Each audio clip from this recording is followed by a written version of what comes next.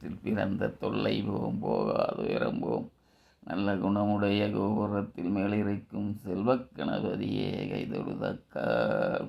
வாழும் தெழுதேனும் பாவும் பருப்பு நுகனாலும் கலந்துனக்கு நான் தரு திங்கக் கரிமுகத்து தூமணியே நீ எனக்கு தங்கத்தமிழ் மூன்றும் லிக்கும் விநாயகனே வினைதீர்க்கும் ஐங்கரனே அன்னை பராசக்தி அருந்தவ புதல்வா